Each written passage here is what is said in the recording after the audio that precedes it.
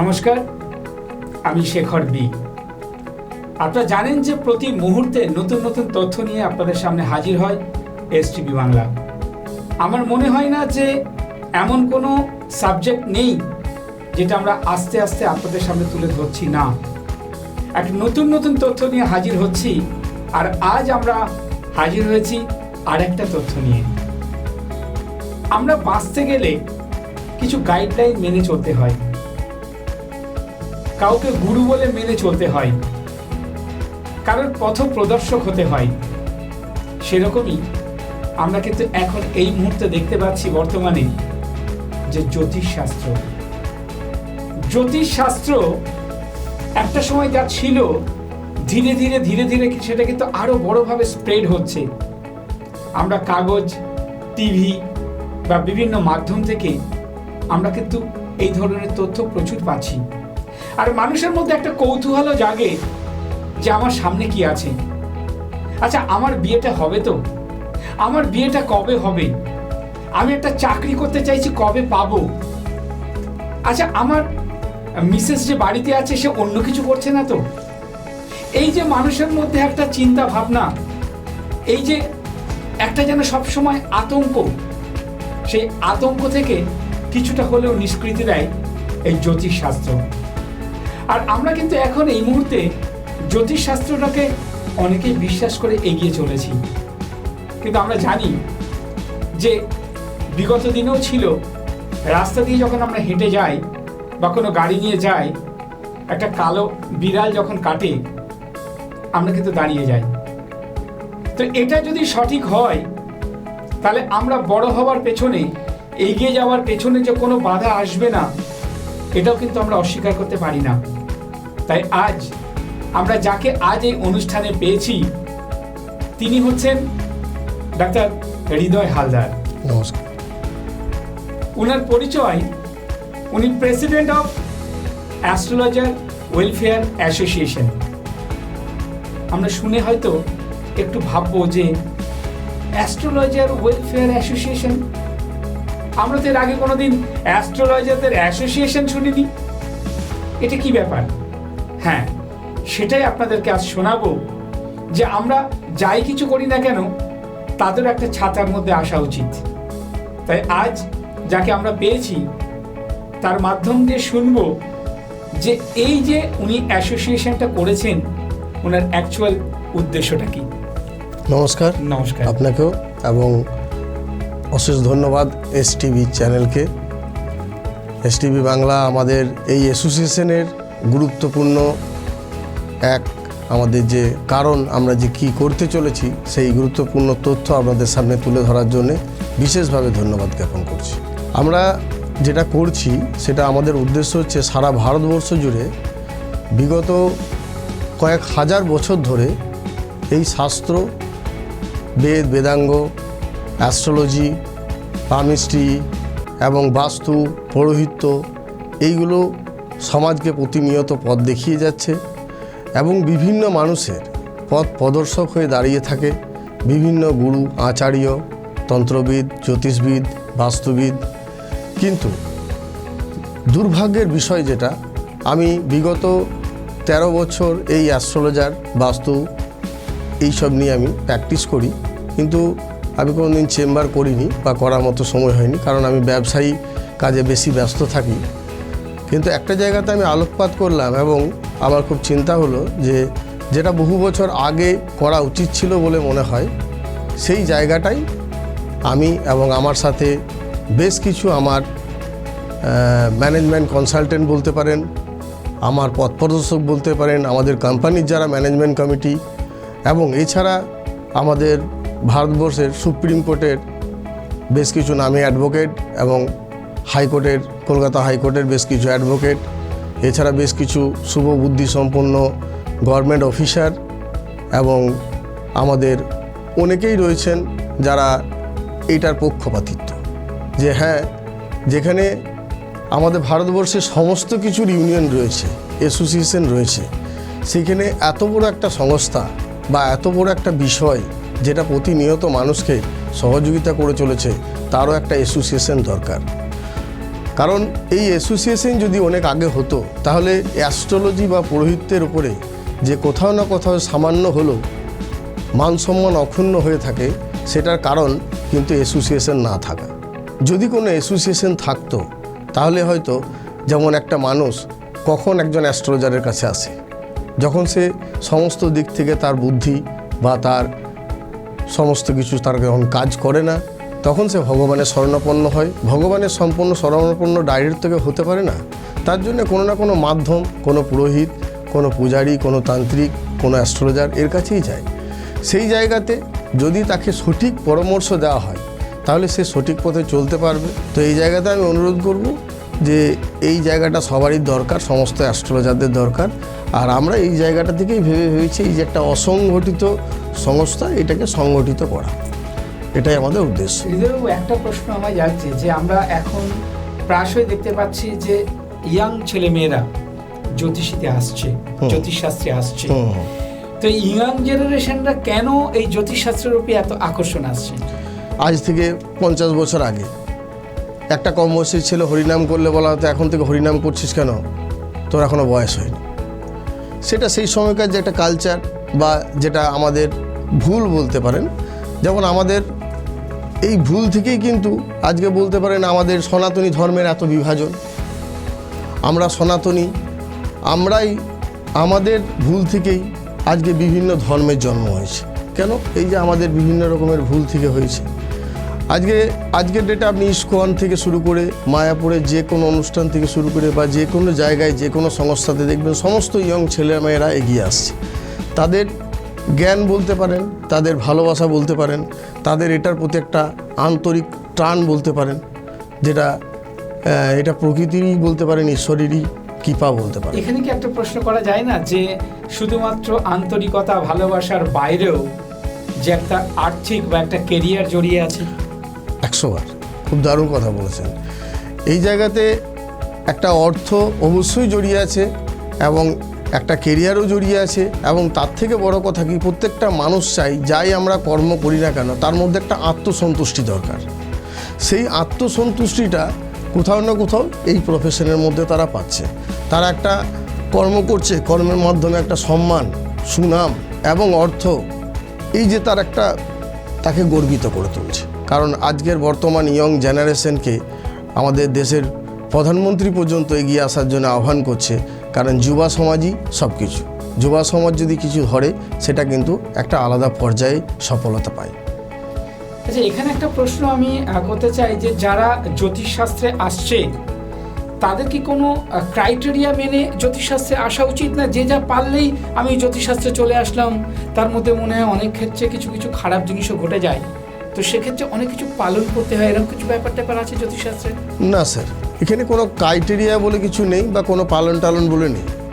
এই পালন টালন ক্রাইটেরিয়া এই ধরনের ধর্মের মধ্যে দিয়ে গোড়ামির জন্যই, যেটা আগে আমি একটা কথাকে বললাম, যদি আমরা সনাতনী হিসেবে বলি এবং সনাতনকে বিভাজন করে যে আজকে এত ধর্মের উৎপত্তি, আজকে পৃথিবীর সৃষ্টির মূলে কিন্তু সনাতন ধর্মই ছিল, কিন্তু তারপরেও আজকে এত ধর্মের উৎপত্তির কারণে কিন্তু আমাদের পূর্বপুরুষদের কিছু গোড়ামি, এটা খাওয়া যাবে না, এটা ছোঁয়া যাবে না, এই জলটা ছোঁয়া যাবে না, ওকে ছোঁয়া যাবে না, বাতাসে খেতে হবে, যার ফলেই কিন্তু একটা বিভাজনের সৃষ্টি হয়েছে। অতএব ধর্ম, আমি মনে করি ধর্ম মানে হচ্ছে সঠিক কর্ম। আপনি সৎ কর্ম করুন, সৎ উপদেশ দিন, সৎ পথে চলুন এবং সৎ চিন্তাভাবনা রাখুন, এটাই শ্রেষ্ঠ ধর্ম। যে সঠিক চিন্তাভাবনা, সঠিক প্রপার গাইড দিয়ে যারা জ্যোতিষীরা দেয়, আচ্ছা আমি কি করে বুঝবো যে ওই জ্যোতিষীটা আমাকে প্রপার গাইড দিচ্ছে? এটা সাধারণ মানুষ বুঝবে কিভাবে? এটা খুব সুন্দর এবং খুব দামি কথা বলেছেন আপনি স্যার, এর জন্য অসংখ্য ধন্যবাদ। যদি বলেন এই ভাবনা চিন্তাটা করেই কিন্তু আজ অ্যাসোসিয়েশনের কথা চিন্তা ভাবনা। আজ অ্যাসোসিয়েশন যদি থাকতো তাহলে এই যে কোনো একজন কাস্টমার সে যখন কোনো জ্যোতিষের কাছে যাচ্ছে, সে যখন গৃহে একটা শান্তিযজ্ঞ করতে চাইছে, তখন সে একটা ভালো পুরোহিত বা ভালো অ্যাস্ট্রোলজার বা ভালো তান্ত্রিক খুঁজছে।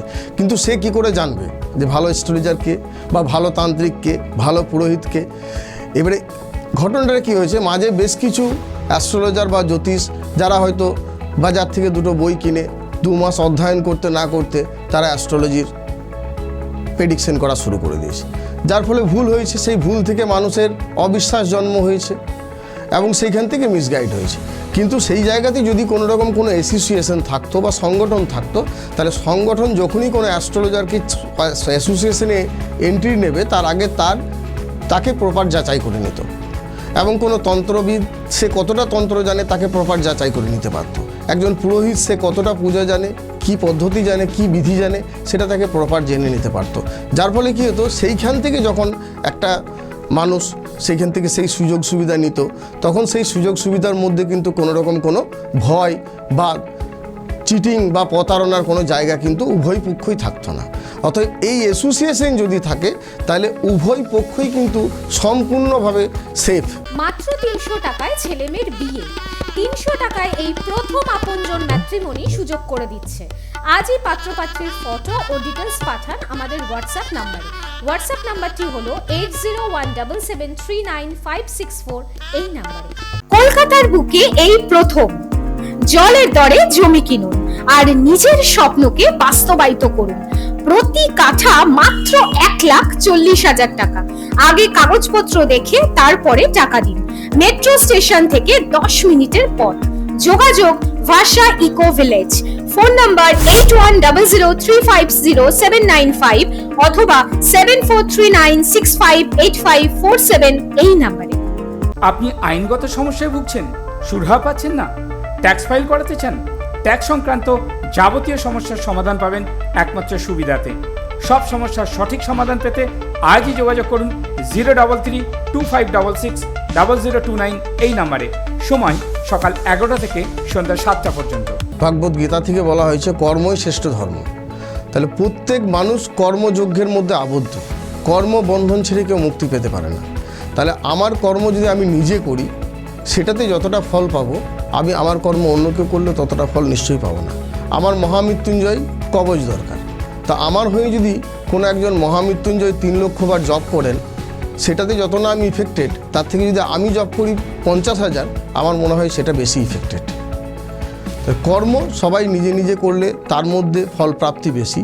তারপরে ইষ্টনেও কিছুটা ফল প্রাপ্তি আছে, বিশ্বাস মাদুলি কবচের মধ্যেও কিছুটা ফল প্রাপ্তি মানুষ পেয়ে থাকে।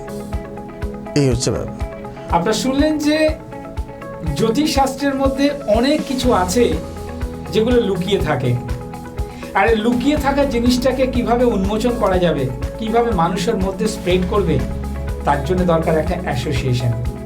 তো আজ স্যারকে আমরা হাজির করিয়েছি যে এই অ্যাসোসিয়েশনের মাধ্যমে যদি আপনারা আসেন তাহলে কিন্তু আপনি একটা গাইডলাইনের মধ্যে থাকতে পারবেন। আপনি সুবিধা অসুবিধায় তাদের থেকে অনেক সাহায্য পাবেন।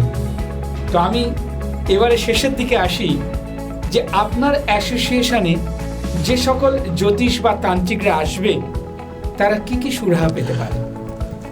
আমাদের এই অ্যাসোসিয়েশনে যেসব জ্যোতিষ বা তান্ত্রিক পুরোহিত যারা আসবেন, সংখ্যাতত্ত্ববিদ, তাদের বিশেষভাবে যেটা সুবিধা দেওয়া হবে, যেটা প্রথমেই বললাম, আমাদের বডিতে সুপ্রিম কোর্ট তথা হাইকোর্টের বেশ কিছু অ্যাডভোকেট রয়েছেন এবং বেশ কিছু প্রশাসনিক, সেইভাবে আইনগত যত রকমের সুযোগ সুবিধা এবং এগুলো পাইয়ে দেওয়া যায় সেই দিকটা আমরা ধ্যান রাখব। পাশাপাশি আমরা যেটা করতে পারবো, একটা জ্যোতিষ বা একটা পুরোহিত তার নিজের রাজ্যেই সে নিজেকে তুলে ধরতে পারবে। আমাদের অ্যাসোসিয়েশনের মাধ্যমে সে ভারতবর্ষ তথা বিশ্ব পর্যন্ত তাকে আমরা সুযোগ পাইয়ে দেওয়ার ব্যবস্থা করতে পারবো।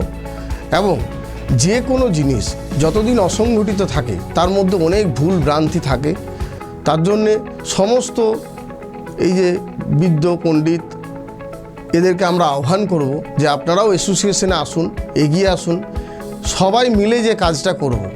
তো একাই যে কাজটা করব আর সবাই মিলে যে কাজটা করব তার শক্তি সম্পূর্ণ আলাদা। তাহলে আমাদের যখন উদ্দেশ্যটা একটা অ্যাসোসিয়েশন, সেই অ্যাসোসিয়েশন থেকে আমরা বিভিন্ন জ্যোতিষ তান্ত্রিকের প্রতি যারা খুব আকর্ষণ রয়েছে তাদেরকে আমরা সিনিয়র পণ্ডিত দিয়ে আরও বেশি ট্রেন করব। এবং আমাদের অনেক ম্যানেজমেন্ট কনসালটেন্ট রয়েছে, তাদেরকে দিয়ে পার্সোনালিটি ডেভেলপমেন্টও করাবো, তারা যাতে কিভাবে সেটা প্রেজেন্টেশন করবে এবং কি করা উচিত কি করা উচিত নয়। এবং এছাড়া আমাদের সংগঠন যখন একটু একটু করে একটা জায়গায় যাবে, তখন আপনার সেন্ট্রাল গভর্নমেন্ট এবং রাজ্য গভর্নমেন্টের কাছেও বেশ কিছু আমাদের দাবি দাওয়া অধিকার এসব নিয়েও আমরা সরকারি আধিকারিকদের সাথে কথা বলবো এবং তার ডেপুটেশনও জমা দিতে পারবো। এবং আগামী দিনে যাতে বিশ্বে তথা ভারতবর্ষ তথা বিশ্বে যাতে অ্যাসোসিয়েশন একটা জায়গা তৈরি করতে পারে এবং সনাতনী ধর্মকে যাতে মানুষ একটা সম্মানের চোখে দেখে, এটাই আমার সনাতনী হিসেবে একটা মিশন এবং ভিশন বলতে পারে। তো আপনারা শুনলেন যে একটা অ্যাসোসিয়েশনে যুক্ত থাকলে যদি একটা আশ্রয় কেউ থাকে, আমার মনে হয় তারা কিছু না কিছু একটা পজিটিভ ভাইবস নিয়ে এগোবে, পজিটিভ চিন্তাভাবনা নিয়ে এগোবে। মানুষ মাত্রই ভুল করে, জ্যোতিষীরাও কি ভুল করে না? অবশ্যই করে। তো সেই ভুলগুলো যাতে না করে তার জন্যই এই অ্যাসোসিয়েশন। তো স্যার, আপনার অ্যাসোসিয়েশনে যারা যুক্ত হতে চায় তারা কিভাবে যোগাযোগ করবে, তার অ্যাড্রেস এবং কন্ট্যাক্ট নাম্বারটা যদি দেন। নিশ্চয়ই, আমাদের অ্যাসোসিয়েশনে যারা যোগাযোগ করবে, আমাদের বিভিন্ন জায়গাতে অফিস রয়েছে, যেমন দমদমে রয়েছে, আসানসোল রয়েছে, রানীগঞ্জ রয়েছে এবং জামশেদপুর। এছাড়া আমাদের স্ক্রিনে দেওয়া যে কন্ট্যাক্ট নম্বর, ওয়েবসাইট, সেখান থেকেও আপনারা কন্ট্যাক্ট করতে পারেন। এছাড়া আমার ব্যক্তিগত নম্বর, সেটাও আপনারা নোট করতে পারেন, 9735425097। আবারও বলছি, 9735425097। এই হচ্ছে আমার কন্ট্যাক্ট নম্বর। আপনারা যে কেউ হোয়াটসঅ্যাপ করতে পারেন, মেসেজ করতে পারেন, আমাদের সাথে যোগাযোগ করতে পারেন এবং আমরা আরও বিশেষ কিছু ব্যবস্থা নিয়ে আমরা অ্যাসোসিয়েশনকে আরও কিছু গড়ে তুলতে চাই। তার জন্য আমরা যারা অ্যাস্ট্রোলজি, তন্ত্রবিদ এবং এর ওপরে যারা পণ্ডিত, তাদেরকেও আহ্বান করব, কারণ তাদেরকে দিয়ে আমাদের নবাগত যারা শিক্ষার্থী রয়েছে, যে বিদ্যার্থীগুলো আসছে, তাদেরকে আমরা শিক্ষা দিতে পারবো। দর্শক বন্ধুদের জন্য আরও একটা নতুন বার্তা, একটা নতুন সুখবর আমরা দিতে চাই। সে খবরটা এই মুহূর্তে আমাদের কাছে এসছে, তো সেই খবরটা আমরা স্যারের মুখ দিয়ে শুনতে চাই। আমরা একটা বৈদিক রিসর্ট করতে চলেছি। এই বিষয়টাকে মাথায় রেখে যে বিভিন্ন মানুষ বিভিন্ন জায়গায় ভ্রমণ প্রিয় এবং সারা মাস বিভিন্ন কর্মে ব্যস্ততা থাকার পরে 2 দিনের জন্য বিশ্রাম সবাই আশা করে, কিন্তু সব মানুষ তো সব রকম হয় না। আমাদের মানুষের মধ্যেই তো ভাগ রয়েছে সাত্ত্বিক, সত্যতম, রজ। সাত্ত্বিক টাইপের মানুষ যারা, তারা একটু অন্যরকম চায় মন্দির, ধর্মস্থান, এবং মন্দির ধর্মস্থানের মধ্যে বিভিন্ন ভিড় ভাড়াক্কা এবং একটা কলরব, সেখানে একটা নিরিবিলির জায়গা কিন্তু আমাদের নজরের মধ্যে ভারতবর্ষে সেরকমভাবে গড়ে ওঠেনি। সেই জায়গাতে আমরা একটা বৈদিক রিসর্ট বা বৈদিক ভিলেজ বলতে পারেন, যেটা আমরা তৈরি করছি, যার মধ্যে কি পুরো বিষয়টা মাটির কুটির থেকে শুরু করে আয়ুর্বেদের পঞ্চকর্মা থেকে শুরু করে এবং অ্যাস্ট্রোলজি শিক্ষা, পৌরোহিত্য শিক্ষা, পূজা, হোম, যজ্ঞ আদি সেখানে সমস্ত কিছু হবে। অর্থাৎ আপনি ওই ভিলেজের মধ্যে চলে যাওয়ার পর আপনি নিজেকে ফিল করবেন যে আমি হয়তো 50 বছর আগে চলে এসেছি, এবং সমস্ত রকমভাবে তার একটা পরিবেশ সৃষ্টি করতে চলেছি। তো এই ধরনের একটা উদ্যোগ নিয়েছি। এর বাইরেও আপনাদের জন্য আরেকটা আমরা ভেবেছি, যেটা সনাতনী সমাধান বললাম, সেটার মাধ্যমে এই যে প্রত্যেকের বাড়িতে পূজা, হোম, যজ্ঞ, গৃহশান্তি, ছেলের বিয়ে, মেয়ের বিয়ে, যে কোনো ধরনের কাজকর্মের জন্যে আপনারা পুরোহিত, তন্ত্রবিদ বা অ্যাস্ট্রোলজার, এমনকি কেনাকাটা করার বাড়িতে আপনার লোক নেই বা যোগাড় যন্ত্র করার মতো আপনার বাড়িতে লোক নেই, আপনারা সমস্ত কিছু কন্ট্যাক্ট আপনি অ্যাসোসিয়েশনের সাথে যোগাযোগ করলে অ্যাসোসিয়েশন থেকে আপনার সমস্ত রকম ব্যবস্থা করে দেবে, যেখানে আপনাকে কোনো রকম কোনো দায়িত্ব নেওয়ারই দরকার পড়বে না। আপনি পুরো কাজটা সুসম্পন্ন করতে পারবেন কোনো দায়িত্ব ছাড়াই। তো আমরা দেখতেই পাচ্ছি যে ধরনের কাজ ওনারা করে যাচ্ছেন, যে ধরনের সমাজকে সচেতন করছেন, যে ধরনের সঠিক সমাজ গড়ার ব্যাপারে এগিয়ে আসছেন, সেই জায়গায় দাঁড়িয়ে STV বাংলা আজ হৃদয় বাবুকে আমরা চেতনা সম্মানে সম্মানিত করব এবং আশা করব আগামী দিনে এই ধরনের সংস্থা যাতে আরও বড়ভাবে এগিয়ে চলে এবং মানুষের প্রয়োজনে লাগে, সেটাই কিন্তু আমরা সবসময় চেষ্টা করে যাব। তাই আজ আমরা এই হৃদয় বাবুকে আমরা সমাজ সচেতনমূলক কাজের জন্যে আমরা চেতনা সম্মানে সম্মানিত করব। আমরা পুরস্কার তুলে দিচ্ছি আমরা হৃদয় বাবুকে। তো আশা করব যে এই ধরনের উদ্যোগ নিয়ে আরও যারা আসতে চান এগিয়ে আসুন, আমরা চেষ্টা করব সবার মাঝে তুলে ধরতে। তো স্যার, আজকের এই চেতনা সম্মান পেয়ে আপনার কেমন লাগছে?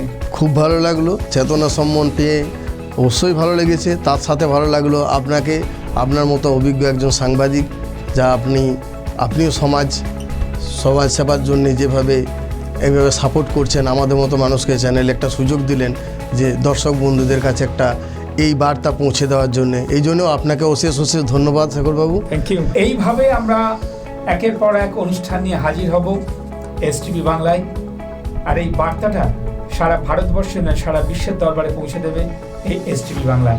তাই আজকে আমাদের অনুষ্ঠান শেষ করতেই হবে। আমরা সবসময় আপনাদের সাথে আছি, পাশে আছি। নমস্কার।